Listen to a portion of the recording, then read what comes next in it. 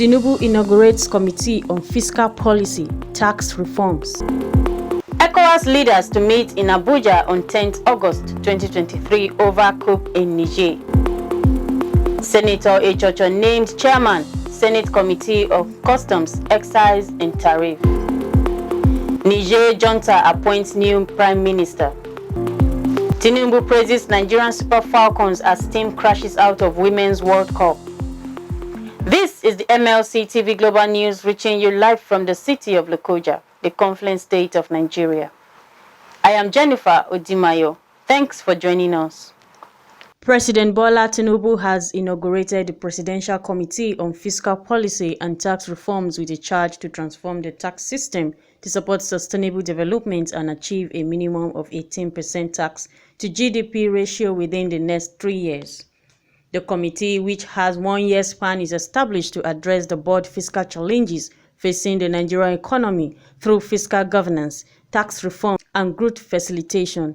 Our reporter has more. President Tinubu said the committee's objectives are to provide viable solutions to issues such as the multiplicity of tax collection agencies, high cost of revenue administration, and the lack of effective coordination between fiscal and other economic policies across all levels of government. On the day of my inauguration, I promise that my administration will address all the issues impeding investment and economic growth in Nigeria.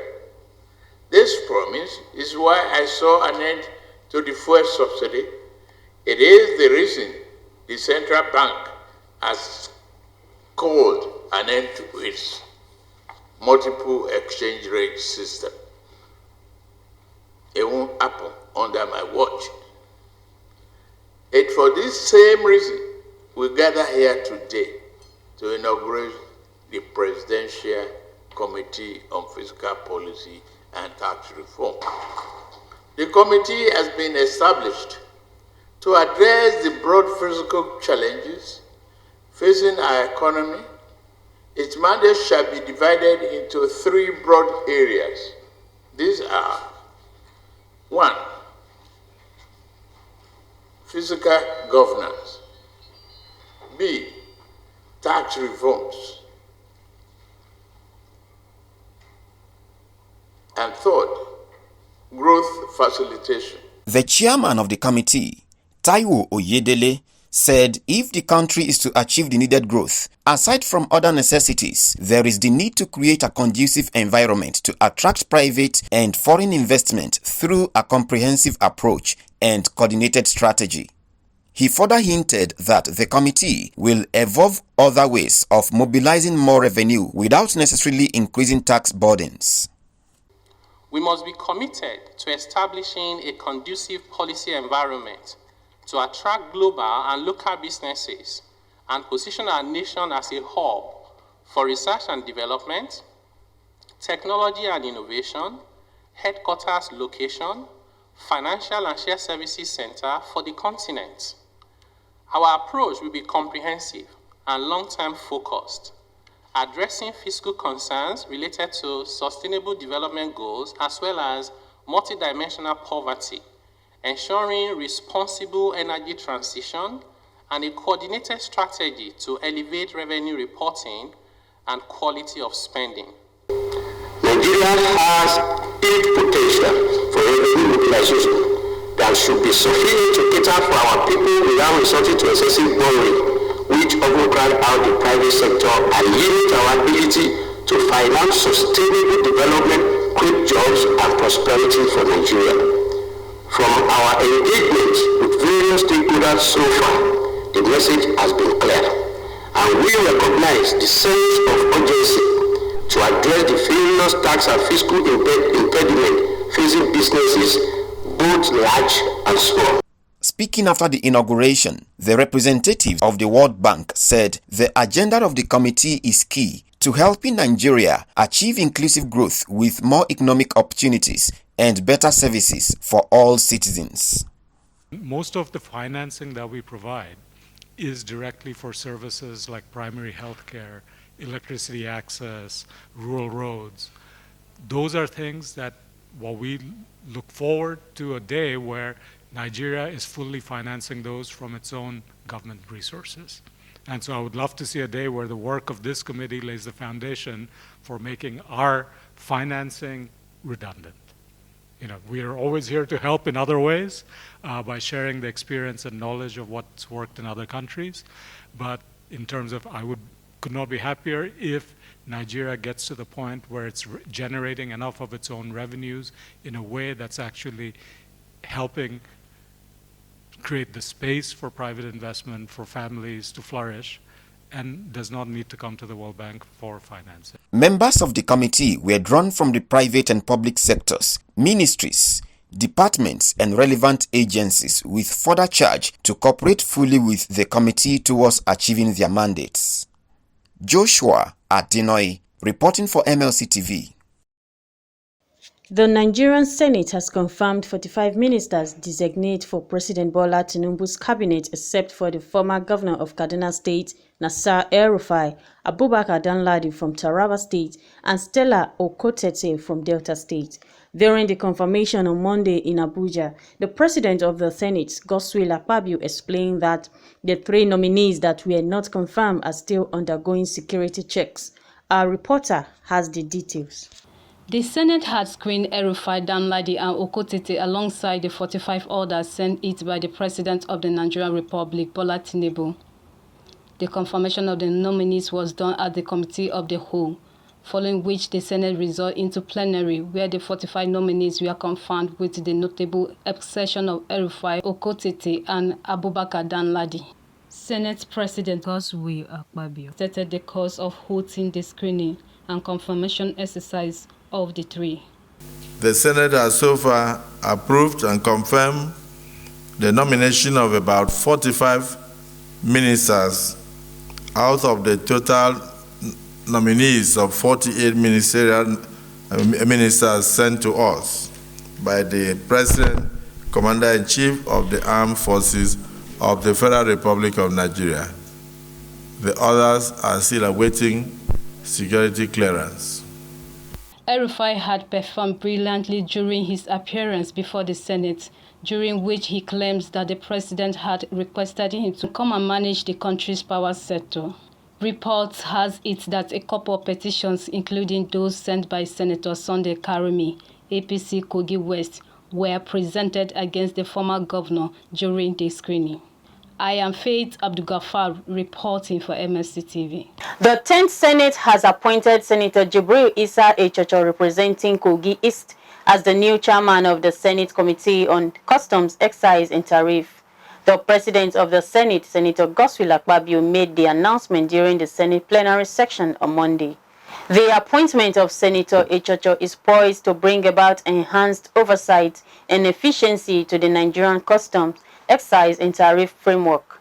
Senator ECHOCHO's appointment underscores the Senate's commitment to leveraging experienced professionals in the pursuit of strengthening the nation's custom, excise and tariff operations. As he assumes new role, expectations are high that his strategic insight and dedication will pave way for constructive reforms, ultimately benefiting the Nigerian economic and ensuring efficient functioning of customs and tariff systems.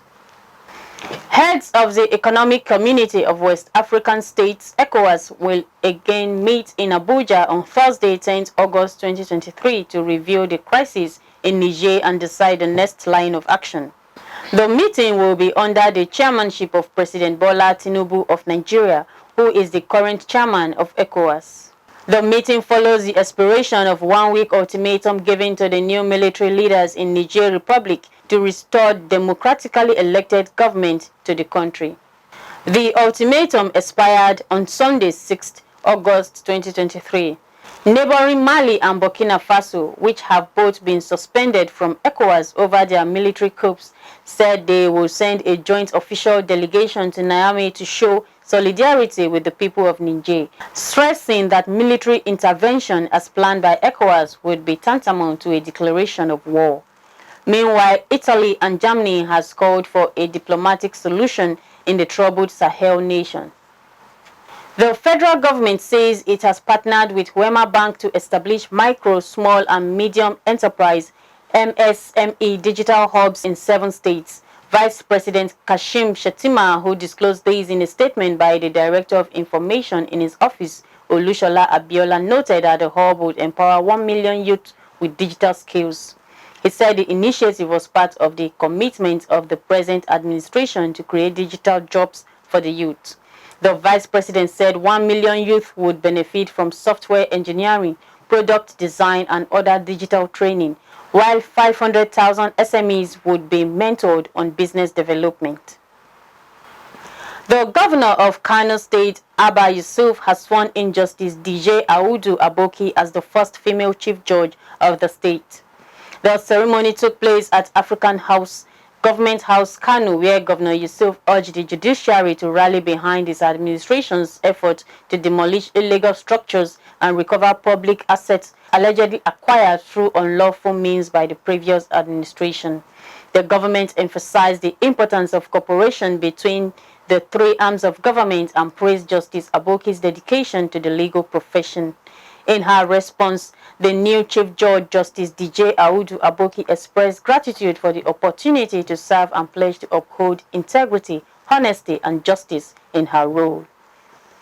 The Nigerian Medical Association, NMA, has on relevant authorities and government at different levels to take the safety of doctors working in Nigerian healthcare system serious.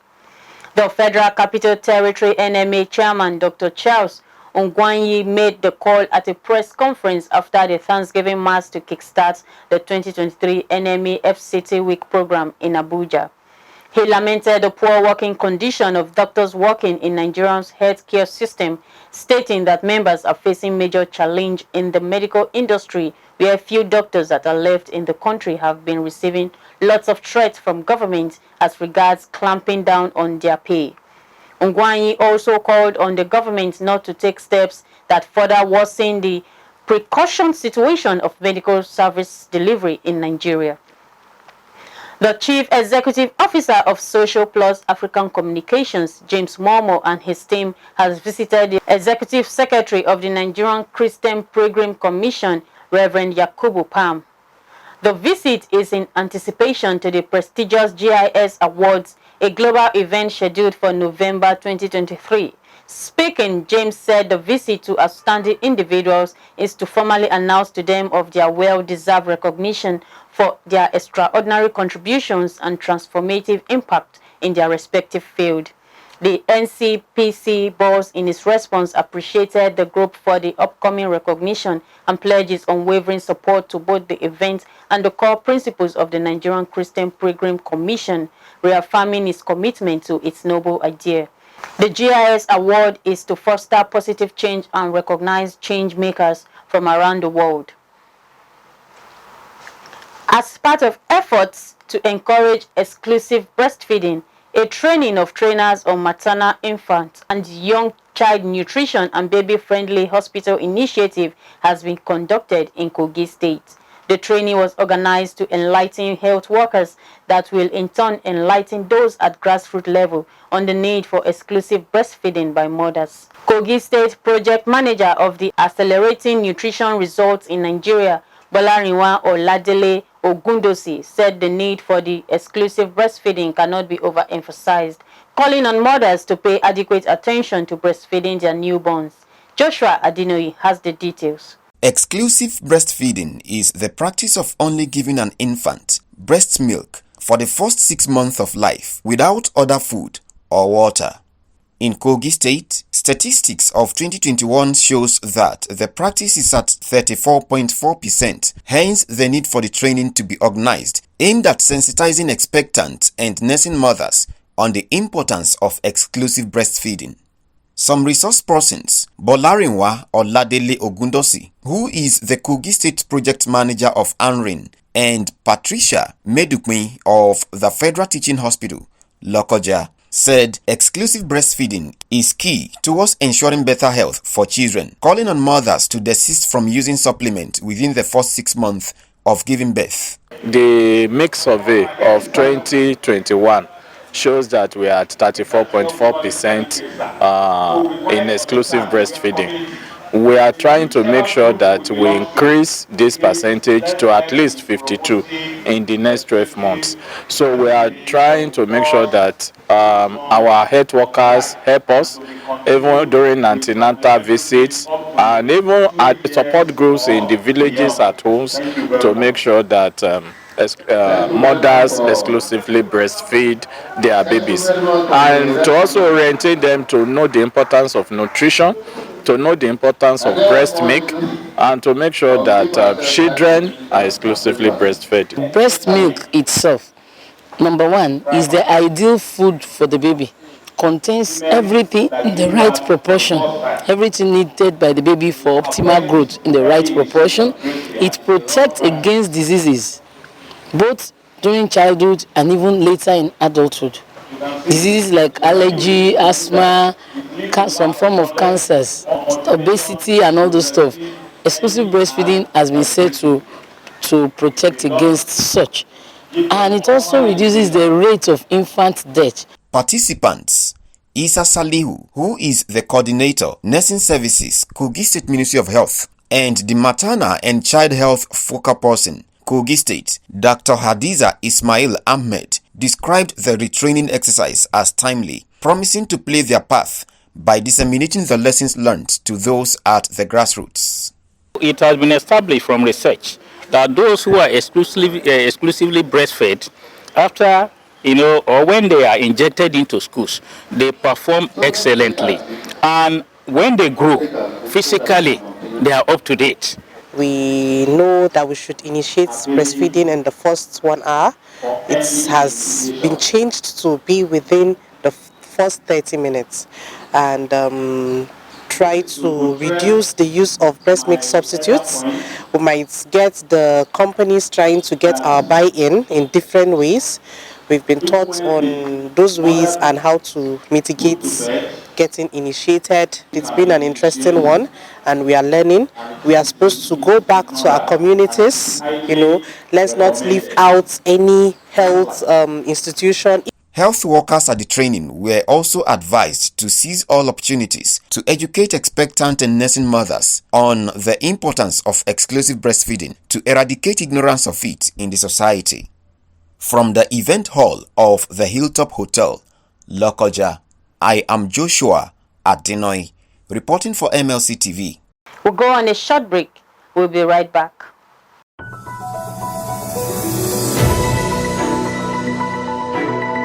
MLC TV Online is here for your timely and reliable news that reaches you fast with the breaking news. Choose MLC TV. Get human interest stories right here on MLC TV with entertainment, sports, business, culture, tourism, and fashion news stories all featured on MLC TV. Not forgetting political and current affairs news, state and federal government and people's matters will be discussed regularly on MLC TV. MLC TV, your one-stop online destination for unbiased, accurate news, entrepreneur ideas, and youth matters to the rest of the world. MLC TV, reaching everywhere, informing everyone.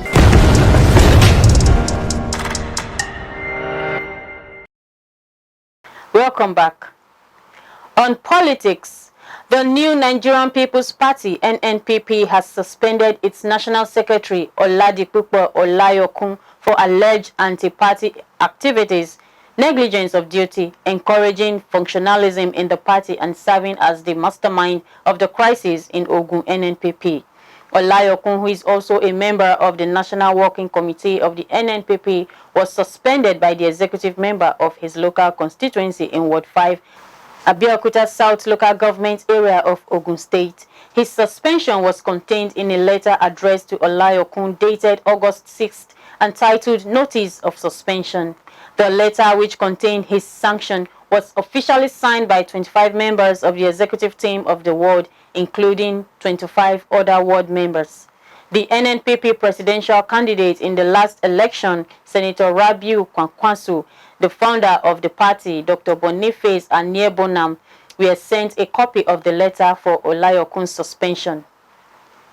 The permanent secretary of the Kogi State Ministry of Local Government and Chieftaincy Affairs, Habibat Onumoko, has stressed the need for the state to continue on the path of progress and development. Habibat, who made the assertion in an interactive session with a cross-section of media men in Lokoja, said the state needs an experienced leader with vision and pragmatic approaches to issues of governance. She noted that the governorship seat in the state is not for political jokers who want to use the seat for experiments, stressing that leaders should only be elected based on the values they possess, citing character, integrity, and empathy as major criteria. The permanent secretary pointed out that the candidate of the All Progressive Congress APC, Ahmed Usman Ododo, possesses all the qualities mentioned above and has the requisite knowledge for a successful government. She commended Governor Yaya Bello for his exceptional leadership and service to the people of Kogi State. She said Governor Bello's developmental strides across all sectors of the state and his administration's transformative reforms and programs have set Kogi State on the path of sustainable growth and development, expressing optimism that Ododo will build on such legacies. Reacting to Kogi ministerial slot, Habibat hailed the courage and wisdom of Yaya Bello for pushing for Prince Shaibu Audu, stating that it has further proven that the governor is a detribalized politician who will always choose competence and capacity over ethnic solidarity. She charged the people in the state to continue to respect constituted authority and contribute a quota to the development of Kogi State.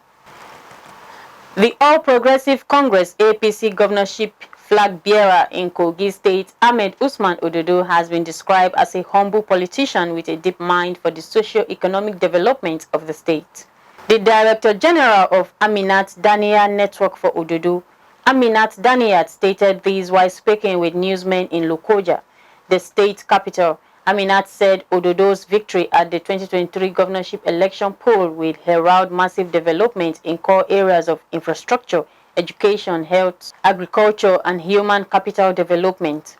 While describing the APC governorship candidate as a brilliant and quiet achiever, she explained that her political group was convinced that Ododo's academic pedigree, work experience, and track records in public service are combined qualities he would bring to bear in the administration of the state. She stressed that Ododo remains a broad-minded leader with a listening ear and an eagle eye for productivity, assuring the people of the state that they will not regret electing him as their next governor. The Deputy National Women Leader of the People's Democratic Party, PDP, Hajara Yakubu Wanka, has resigned from her position to serve as a commissioner in Bauchi State. In her resignation letter addressed to the acting national chairman of the party, Ambassador Iliya Damagun, Hajara said her resignation followed the opportunity given to her by the Bauchi State Governor, Senator Bala Abdulkadir Mohammed, to serve as commissioner. She appreciated the national leadership of the PDP for the rare privilege given her to serve as Deputy National Women Leader, and also praised Governor Mohammed for finding her worthy to serve in his cabinet. On crime, no fewer than 4,204 persons are said to have been sent to the custodial facilities of the Nigerian Correctional Center nationwide in the last 4 months. A data from the website of the NCOS, which revealed this, showed that on April 17, 2023, the number of inmates in the nation's 244 custodial centers was 74,872. A security expert, Chidi Omeje, said the spike in the number of inmates suggested an increase in the crime rate in the country, noting that it could be linked to the rising poverty in the land. The coordinator, Social Justice and Prison Welfare, Ogonna Okeke, decried the huge population of inmates, saying it is to be blamed on the slow justice administration in the country, and advocated the use of non-custodial sentencing for minor offenses. On the foreign scene, Niger Junta leader General Abdurrahman Chiani has named a former finance minister, Ali Mahaman Lamin Zain, as the new prime minister following the 26 July coup. Ali replaces Mahamadou Ahmadou, who was in Europe during the coup. Ali Zain's appointment was announced in a statement read on state-owned television channel Tele Sahel on Monday night by a junta spokesperson. Mr. Zain has worked for the African Development Bank in Chad, Ivory Coast, and Gabon in recent years. The junta also appointed Brigadier General Amadou Didili as the head of the country's High Authority for Peace Consolidation and Brigadier General Abao Tegwe Mohamedou as the Inspector General of the Army and the National Gendarmerie, among others. Firefighters in Portugal are battling to contain wildfire engulfing thousands of hectares amid soaring temperatures. Around 800 personnel attended a fire near the southern town of Odemira overnight, with more than 1,400 people having to evacuate. At least 9 firefighters have been injured while tackling the fires. For sports updates, let's join Jonah Malik.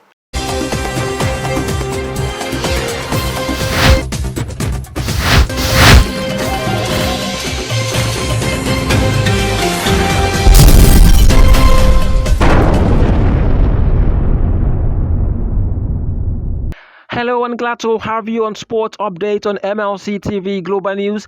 Nigeria's President Bola TINUBU has praised the performance of the women's football team Super Falcons at the ongoing FIFA Women's World Cup after failing to progress to the quarter-final stage of the tournament.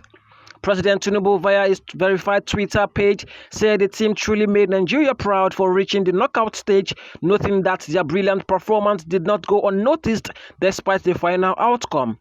On Monday, Super Falcons were beaten by their English counterparts in a dramatic encounter which was decided by a penalty shootout which ended 4-2 in favor of England. Still on sport, crowd of people accompanied the coffin of soccer player Jesus Lopez Ortiz, who died after a crocodile attack in Guanacaste, northeastern Costa Rica. Authorities said Lopez Ortiz was killed shortly after jumping into the crocodile-filled Canas River in Guanacaste on July 29th to cool off. The soccer team, for which the late footballer played for Deportivo Rio Canas, in a post on Facebook said, "Today we say goodbye to you, Chucho. Today around 1,000 people accompanied you, representing all your friends, family, and the entire country that was with you." The news of Chucho's passing deeply affected his family, as he leaves behind 2 young children who will now grow up without their loving father. The soccer club Chucho played for expressed their grief and condolences, sharing their pain with his family. The club said with deep sorrow they make public the death of their player Jesus Lopez Ortiz. Chucho, may God enjoy. Rest in peace, Chucho. They join the pain of his family. May his soul rest in perfect peace. And that's all on Sports Update. I am Jonah Malik reporting. Back to Akasta for more stories.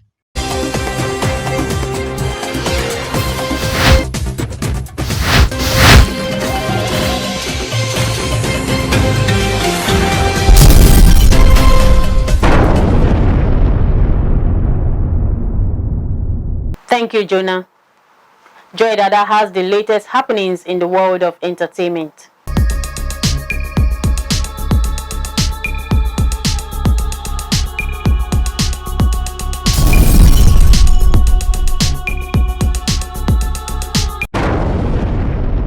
Welcome to today's entertainment segment. I am Joy Dada.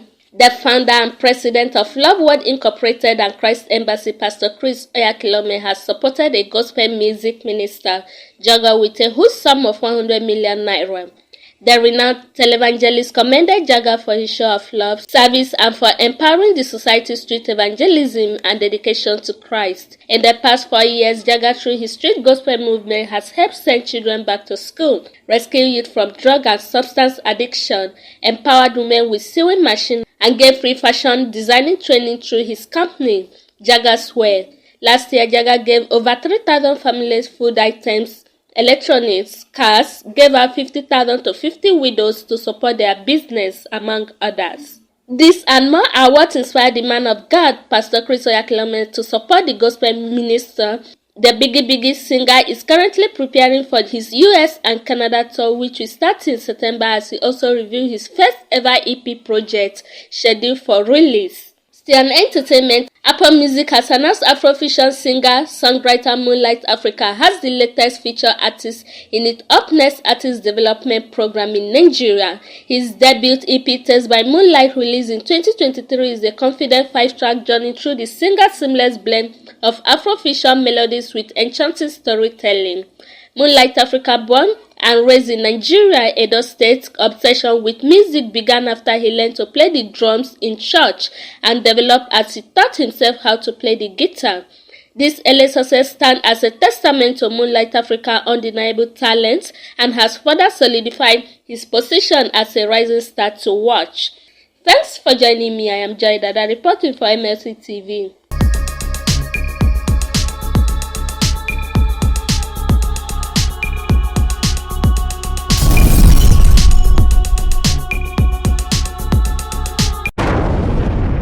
Thanks for the update, Joy. That is the size of our package. Keep supporting us by subscribing to our YouTube channel, Malachi TV. Like and follow our Facebook pages, MLC TV, MLC TV 2, MLC TV Yoruba, and Ebiravabe MLC TV. Instagram, MLC TV 2021. Twitter, Malachi TV, and TikTok, Malachite_TV. For your event coverage, appearance on any of our programs, contributions, comments, advert placement, or sponsorship, please call or send SMS to any of our numbers displayed on your screen. Join Malachi TV online on weekends to watch our various programs. Saturday 7 p.m. Political Arena, Sunday 6 p.m. Women's World, and Monday 9 a.m. The Opinion. It is Malachi TV, reaching everywhere, informing everyone. Please be your brother's keeper to build a happier and better society together. I am Jennifer Odimayo. Thanks for watching and see you tomorrow. Finish.